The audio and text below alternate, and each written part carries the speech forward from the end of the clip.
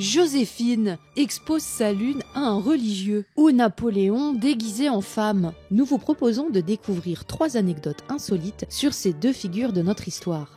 Napoléon se déguise en femme pour une maîtresse.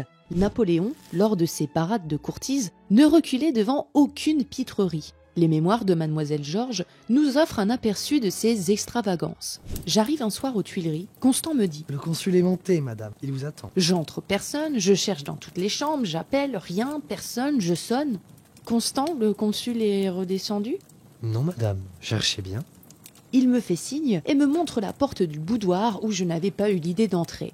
Le consul était là, caché sous les coussins et riant comme un écolier. Ainsi, Napoléon se cachait sous les tables, il la faisait courir après lui, mais lui arrivait aussi d'enfiler la robe de sa maîtresse et de porter ses accessoires.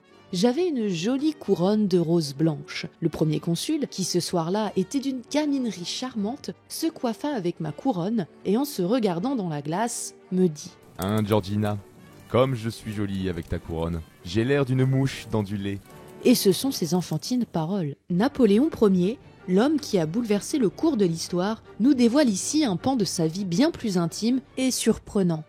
Saviez-vous qu'une partie de jambes en l'air entre Joséphine et Napoléon a baptisé un village ? De retour du camp de Boulogne et sur le départ pour Paris, Joséphine et Napoléon se disputent. Ils se réconcilient dans un carrosse une 30aine de kilomètres plus loin. Les soldats, ayant entendu cette réconciliation, auraient alors déclaré Et ben voilà la paix faite. Et à ce même endroit, la commune se nomme la paix faite. Mais comment Joséphine s'est-elle retrouvée complètement nue devant un religieux ? En 1805, Napoléon entreprend un voyage pour se faire couronner roi d'Italie. Sur le chemin, un incident vint agrémenter le voyage. Installé au palais de Turin pour quelques jours, un vieux religieux pénétra par inadvertance dans un des salons. Et c'est une vision bien surprenante qui le frappa. Devant lui se trouvait l'impératrice, un peu interdite mais pleine de dignité, complètement nue. Après une courte gêne, Joséphine éclata de rire devant ce saint homme qui, par pudeur, avait fermé un œil avant de se retirer